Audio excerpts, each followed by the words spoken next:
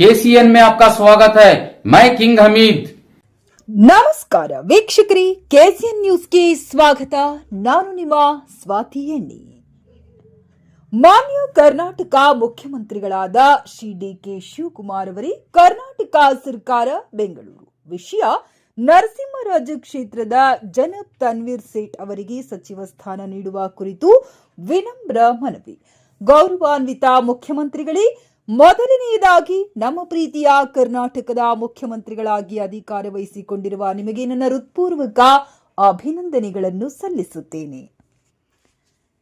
ಈ ಸ್ಥಾನವನ್ನು ತಲುಪುವ ನಿಮ್ಮ ಪಯಣವು ಅಪಾರ ಭದ್ರತೆ, ತ್ಯಾಗ ಮತ್ತು ದೃಢ ಸಂಕಲ್ಪದಿಂದ ಕೂಡಿದೆ. ವರ್ಷಗಳ ಕಾಲ ನೀವು ಎದುರಿಸಿದ ಹೋರಾಟಗಳನ್ನು ನಾವೆಲ್ಲರೂ ಕಂಡಿದ್ದೇವೆ. ಪಕ್ಷ ಮತ್ತು ಜನರ ಬಗ್ಗೆ ನಿಮಗಿರುವ ತಾಳ್ಮೆ ಹಾಗೂ ಬದ್ಧತೆಯನ್ನ ನಾವು ನಿಜವಾಗಿಯೂ ಮೆಚ್ಚುತ್ತೇವೆ. ಅಧ್ಯಕ್ಷರೇ, ಮೈಸೂರಿನ ಜನರ, ಅದರಲ್ಲೂ ವಿಶೇಷವಾಗಿ ನರಸಿಂಹರಾಜ ವಿಧಾನಸಭಾ ಕ್ಷೇತ್ರದ ಜನರ ಭಾವನೆಗಳಿಗೆ ಸಂಬಂಧಿಸಿದ ಒಂದು ಪ್ರಮುಖ ವಿಷಯವನ್ನ ನಿಮ್ಮ ಗಮನಕ್ಕೆ ತರಲು ನಾನು ಬಯಸುತ್ತೇನೆ. ಜನಬ್ ತನ್ವೀರ್ ಸೇಠ್ ಅವರು ತಮ್ಮ ಕಾರ್ಯಕ್ಷಮತೆ ಮತ್ತು ತಮ್ಮ ತಂದೆ ಜನಬ್ ಅಜೀಜ್ ಸೇಠ್ ಸಾಹೇಬ್ ಅವರ ಪರಂಪರೆಯ ಬಲದ ಮೇಲೆ ಸತತ 6 ಬಾರಿ ನರಸಿಂಹರಾಜ ಕ್ಷೇತ್ರದಿಂದ ಶಾಸಕರಾಗಿ ಆಯ್ಕೆಯಾಗಿದ್ದಾರೆ.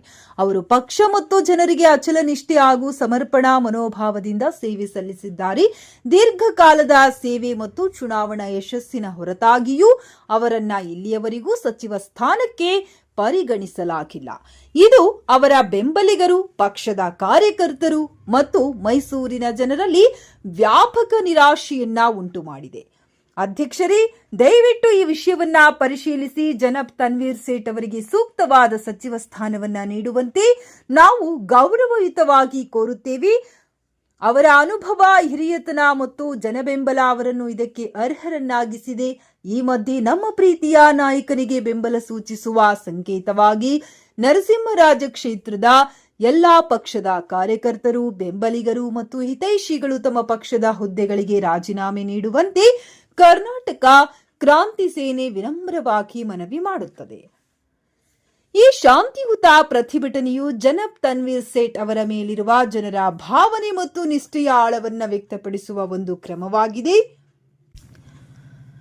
ದಶಕಗಳಿಂದ ಕಾಂಗ್ರೆಸ್ ಪಕ್ಷದೊಂದಿಗೆ ನಿಷ್ಠೆಯಿಂದ ನಿಂತಿರುವ ನಾಯಕ ಮತ್ತು ಕ್ಷೇತ್ರಕ್ಕೆ ನ್ಯಾಯ ಒದಗಿಸಲು ದಯವಿಟ್ಟು ಮಧ್ಯಪ್ರವೇಶಿಸುವಂತೆ ನಾವು ಮತ್ತೊಮ್ಮೆ ನಿಮ್ಮಲ್ಲಿ ಮನವಿ ಮಾಡುತ್ತೇವೆ. ನಿಮ್ಮ ಸಕಾರಾತ್ಮಕ ಪರಿಗಣನೆಗೆ ಧನ್ಯವಾದಗಳು. ಇಂತಿ ಕರ್ನಾಟಕ ಕ್ರಾಂತಿ ಸೇನೆ ಮೈಸೂರು. ವರದಿಗಾರರು ಕಿಂಗ್ ಹಮೀದ್. ನಿರಂತರ ಸುದ್ದಿ ಸಮಾಚಾರಗಳಿಗಾಗಿ ವೀಕ್ಷಿಸಿ ಕೆಸಿಎನ್ ನ್ಯೂಸ್. ನಮ್ಮ ವರದಿಯನ್ನ ವೀಕ್ಷಿಸಿದ್ದಕ್ಕಾಗಿ ಧನ್ಯವಾದಗಳು. ಚಾನೆಲ್ ಅನ್ನ ಲೈಕ್ ಮಾಡಿ, ಶೇರ್ ಮಾಡಿ, ಸಬ್ಸ್ಕ್ರೈಬ್ ಮಾಡಿ ಮತ್ತು ಕಮೆಂಟ್ ಬಾಕ್ಸ್ ನಲ್ಲಿ ತಮ್ಮ ಅಭಿಪ್ರಾಯವನ್ನ ತಿಳಿಸಿ. ಸನ್ಮಾನ್ಯ ಶ್ರೀ ತನ್ವೀರ್ ಸೇಠ್ ರವರು 6 ಬಾರಿ ಶಾಸಕರಾಗಿ ಗೆದ್ದಿದ್ದಾರೆ. ಅವರಿಗೆ ಈ ಬಾರಿಯೂ ಸಹ ಅವರಿಗೆ ಸಚಿವ ಸ್ಥಾನವನ್ನ ತಪ್ಪಿಸಿದ್ದಾರೆ.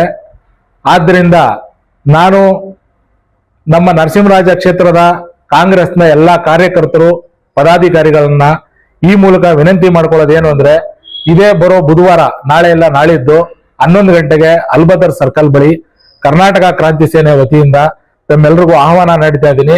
ನೀವು ಹೆಚ್ಚಿನ ಸಂಖ್ಯೆಯಲ್ಲಿ ಬಂದು, ಏನು ಸನ್ಮಾನ್ಯ ಮುಖ್ಯಮಂತ್ರಿಗಳು ಈ ಬಾರಿ ಅವಕಾಶವನ್ನ ತಪ್ಪಿಸಿದ್ದಾರೆ ತನ್ವೀರ್ ಸೇಠ್ ಅವರಿಗೆ, ಆದ್ದರಿಂದ ನಿಮ್ಮ ಕಾಂಗ್ರೆಸ್ ಪಕ್ಷದ ಸದಸ್ಯತ್ವ ಹಾಗೂ ಪದಾಧಿಕಾರಿಗಳು ರಾಜೀನಾಮೆ ಪತ್ರಕ್ಕೆ ಸಹಿ ಮಾಡಿ ಈ ಒಂದು ಕಾಂಗ್ರೆಸ್ ಪಕ್ಷಕ್ಕೆ ಒಂದು ಸಂದೇಶವನ್ನ ನೀಡಬೇಕು ಅಂತ ಹೇಳಿ, ಅದಕ್ಕೋಸ್ಕರ ನಾನು ಸನ್ಮಾನ್ಯ ಮುಖ್ಯಮಂತ್ರಿಗಳಿಗೆ ಒಂದು ಮನವಿ ಪತ್ರವನ್ನು ಸಹ ನಾನು ರೆಡಿ ಮಾಡಿದ್ದೇನೆ. ಈ ಮನವಿ ಪತ್ರವನ್ನ ನಾವು ಬರೋ ಬುಧವಾರ ಎಲ್ಲ ಕಾರ್ಯಕರ್ತರು, ಸಂಘಟನೆಯ ಕಾರ್ಯಕರ್ತರು ಎಲ್ಲರಿಂದ ಸಹಿ ಸಂಗ್ರಹ ಮಾಡಿ ಅವರಿಗೆ ಮನವಿ ಪತ್ರವನ್ನ ಸಲ್ಲಿಸ್ತಾ ಇದ್ದೀವಿ. ಈ ದಿನ ಕರ್ನಾಟಕ ಕ್ರಾಂತಿ ಸೇನೆ ವತಿಯಿಂದ ಒಂದು ಸುದ್ದಿಗೋಷ್ಠಿಯನ್ನ ನಾವು ಏರ್ಪಡಿಸಿದ್ದೇವೆ. ಈ ಸುದ್ದಿಗೋಷ್ಠಿಯಲ್ಲಿ ಕರ್ನಾಟಕ ಕ್ರಾಂತಿ ಸೇನೆಯ ಉಪಾಧ್ಯಕ್ಷರಾದಂಥ ಸೈಯದ್ ಮುಜಾಹಿದ್ ರವರು ಹಾಗೂ ರಾಜ್ಯ ಕಾರ್ಯದರ್ಶಿ ನಮ್ಮ ಫಾರೂಕ್ ಚಾಂದ್ ರವರು, ಪ್ರಧಾನ ಕಾರ್ಯದರ್ಶಿಯಾದಂಥ ಅಕ್ಬರ್ ಖಾನ್, ಮೈಸೂರು ತಾಲೂಕು ಉಪಾಧ್ಯಕ್ಷರಾದಂತಹ ಕರೀಂ ಶರೀಫ್ ಹಾಗೂ ಎನ್ಆರ್ನ ಉಪಾಧ್ಯಕ್ಷರಾದಂತಹ ಚಾಂದೂರ್ ಅವರು, ಹಾಗೂ ವಿದ್ಯಾರ್ಥಿ ಘಟಕದ ಅಧ್ಯಕ್ಷರಾದಂಥ ಬುರ್ಹಾನು, ನಮ್ಮ ಸಂಘಟನೆಯ ಎಲ್ಲ ಪದಾಧಿಕಾರಿಗಳು ಈ ದಿನ ಒಂದು ಸುದ್ದಿಗೋಷ್ಠಿ ಮಾಡ್ತಾ ಇರೋ ಕಾರಣ ಏನು ಅಂದ್ರೆ, ಸಿದ್ದರಾಮಯ್ಯನವರು ರಾಜೀನಾಮೆ ನೀಡಿದ ಬಳಿಕ ನೂತನವಾಗಿ ಮುಖ್ಯಮಂತ್ರಿಗಳಾಗಿ ಅಧಿಕಾರ ಸ್ವೀಕರಿಸಿದಂತ ಡಿ ಕೆ ಶಿವಕುಮಾರ್ ಅವರು ಅವರ ಒಂದು ಸಚಿವ ಸಂಪುಟದಲ್ಲಿ ನಮ್ಮ ಎನ್ಆರ್ ಕ್ಷೇತ್ರದ ಜನಪ್ರಿಯ ಶಾಸಕರಾದಂಥ ತನ್ವೀರ್ ಸೇಠ್ ಅವರು ಕಳೆದ 6 ಬಾರಿ ಚುನಾವಣೆಗಳಲ್ಲೂ ಗೆದ್ಕೊಂಡು ಬರ್ತಾ ಇದ್ದಾರೆ. ಅದಕ್ಕೆ ಕಾರಣ ಅವರ ತಂದೆಯವರು ಮಾಡಿರ್ತಕ್ಕಂಥ ಅಭಿವೃದ್ಧಿ ಕೆಲಸಗಳು ಹಾಗೂ ತನ್ವೀರ್ ಸೇಠ್ ಅವರಲ್ಲಿ ಇರತಕ್ಕಂಥ ಉತ್ತಮವಾದ ಗುಣಗಳು, ಅವರು ಮಾಡಿರ್ತಕ್ಕಂಥ ಎನ್ಆರ್ ಕ್ಷೇತ್ರಕ್ಕೆ ಅವರ ಕೊಡುಗೆಗಳು ಹಾಗೂ ಎಲ್ಲ ಜಾತಿ ಧರ್ಮದವರನ್ನು ಒಟ್ಟಾಗಿ ಸೇರಿಸಿಕೊಂಡು ಮುನ್ನಡೆಸಿ ನರಸಿಂಹರಾಜ ಕ್ಷೇತ್ರದಲ್ಲಿ ಯಾವುದೇ ರೀತಿಯಾದಂತಹ ಕೋಮು ಗಲಭೆಗೆ ಆಸ್ಪದ ನೀಡದೆ ಎಲ್ಲರಲ್ಲೂ ಒಂದು ಬಾಂಧವ್ಯ ಮೂಡಿಸಿಕೊಂಡು ಒಬ್ಬ ಉತ್ತಮವಾದಂತ ಜನನಾಯಕರಾದಂತ ತನ್ವೀರ್ ಸೇಠ್ ಅವರಿಗೆ ಈ ಬಾರಿ ಯಾವುದೇ ಕಾರಣಕ್ಕೂ ಸಚಿವ ಸ್ಥಾನ ತಪ್ಪಲ್ಲ ಅನ್ನೋ ಆಶ್ವಾಸನೆಯನ್ನ ಪಕ್ಷದವರು, ಪಕ್ಷದ ಮುಖಂಡರುಗಳು, ಪಕ್ಷದ ಅಧ್ಯಕ್ಷರುಗಳು ಎಲ್ಲರೂ ನೀಡಿದ್ರು. ಆದ್ರಿಂದ ಆ ಒಂದು ಭರವಸೆಯಲ್ಲಿ ನಾವು ಹಾಗೂ ಎನ್ಆರ್ ಕ್ಷೇತ್ರದ ಜನ ಇದ್ದು, ಎನ್ಆರ್ ಕ್ಷೇತ್ರ ಪ್ರತಿ ಬಾರಿ ಚುನಾವಣೆ ಬಂದಾಗ, ಅದು ಲೋಕಸಭೆ ಚುನಾವಣೆ ಇರ್ಬೋದು, ಅದು ವಿಧಾನಸಭೆ ಚುನಾವಣೆ ಇರ್ಬೋದು, ಅಥವಾ ಕಾರ್ಪೊರೇಟರ್ಗಳ ಚುನಾವಣೆ ಇರ್ಬೋದು, ಪ್ರತಿ ಬಾರಿಯೂ ಸಹ ಕಾಂಗ್ರೆಸ್ಗೆ ಹೆಚ್ಚಾಗಿ ಮತಗಳನ್ನ ನೀಡ್ತಾ ಬಂದಿದೆ. ನಿಮ್ಗೊಂದು ಉದಾಹರಣೆ ಹೇಳಬೇಕು ಅಂದ್ರೆ, ಕಳೆದ ಬಾರಿ 2018ರ ಚುನಾವಣೆ, ಮೈಸೂರು ಮಹಾನಗರ ಪಾಲಿಕೆ ಚುನಾವಣೆಯಲ್ಲಿ 65 ವಾರ್ಡ್ಗಳಲ್ಲಿ ಕಾಂಗ್ರೆಸ್ನವರು ಗೆದ್ದದ್ದು ಬರೀ 20 ವಾರ್ಡ್ಗಳಲ್ಲಿ ಮಾತ್ರ ಕಾರ್ಪೊರೇಟರ್ಗಳು ಗೆದ್ದರು. ಆ 20 ಜನ ಕಾರ್ಪೊರೇಟರ್ಗಳಲ್ಲಿ ಚಾಮರಾಜ ಮತ್ತೆ ಕ್ಯಾರ್ ಕ್ಷೇತ್ರದಿಂದ ಗೆದ್ದಂತ ಅಭ್ಯರ್ಥಿಗಳು ಬರೀ 7 ಜನ, ಮಿಕ್ಕ 13 ಜನ ಇದೇ ಎನ್ಆರ್ ಕ್ಷೇತ್ರದಲ್ಲಿ ಗೆದ್ದು ಬಂದಿದ್ದಾರೆ.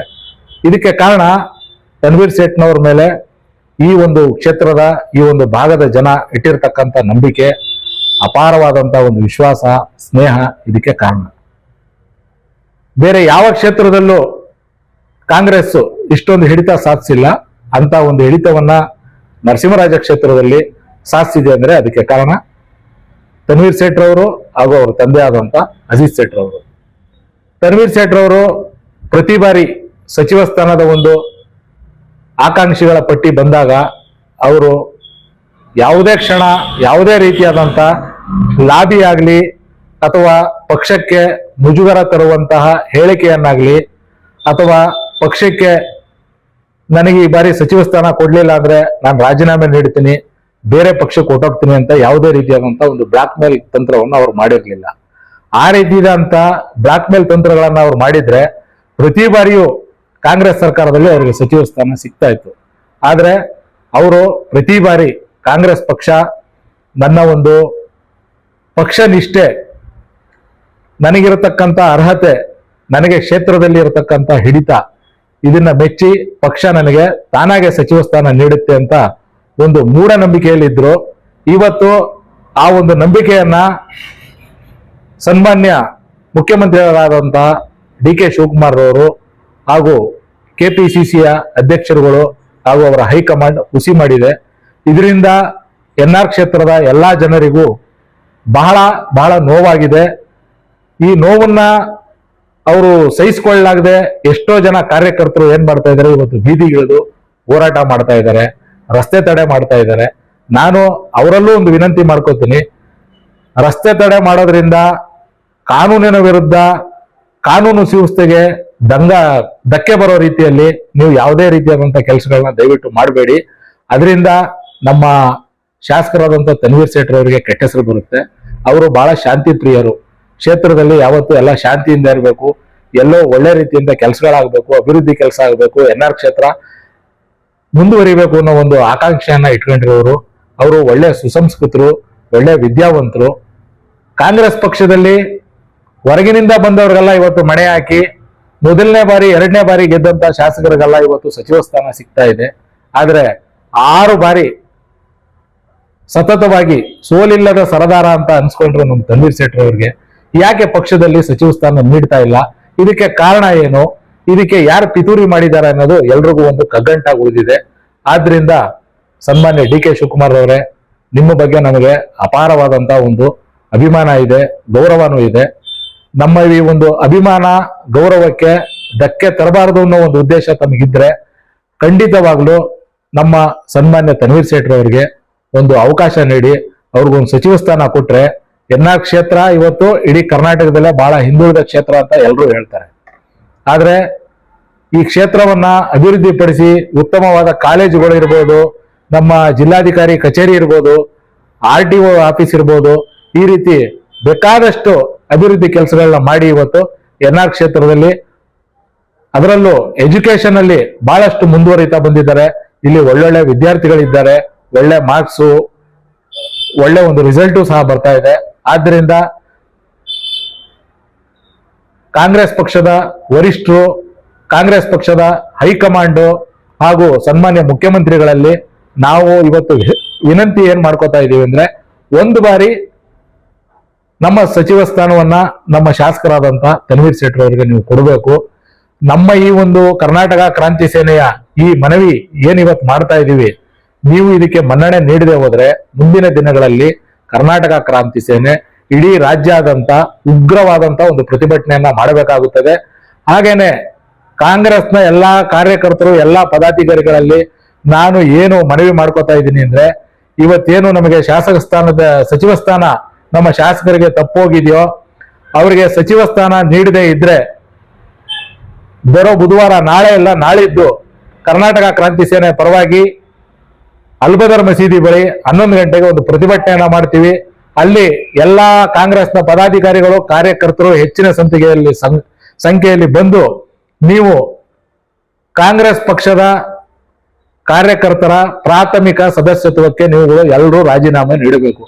ಇದು ನೀವು ಸನ್ಮಾನ್ಯ ತನ್ವೀರ್ ಸೇಠ್ ಅವರ ಮೇಲೆ ನಿಮ್ಗೆ ಎಷ್ಟು ಅಭಿಮಾನ ಇದೆ ಅನ್ನೋದನ್ನ ತೋರಿಸುತ್ತೆ. ಯಾವುದೇ ರೀತಿಯಲ್ಲಿ ಕಾರ್ಯಕರ್ತರು, ಪದಾಧಿಕಾರಿಗಳು ತಪ್ಪದೆ ಅಲ್ಬದರ್ ಮಸೀದಿ ಬಳಿ ಸೇರಿ ಸಹಿ ಸಂಗ್ರಹ ಮಾಡಿ ಎಲ್ಲರೂ ಪಕ್ಷದ ವರಿಷ್ಠರಿಗೆ ನಿಮ್ಮ ಸದಸ್ಯತ್ವದ ರಾಜೀನಾಮೆ ಪತ್ರವನ್ನ ನೀಡಬೇಕು ಅಂತ ತಮ್ಮಲ್ಲಿ ಮನವಿ ಮಾಡಿಕೊಳ್ತಾ ನಮ್ಮ ಈ ಸುದ್ದಿಗೋಷ್ಠಿಯಲ್ಲಿ ನನ್ನ ಮಾತುಗಳನ್ನ ಮುಗಿಸ್ತಾ ಇದ್ದೀನಿ.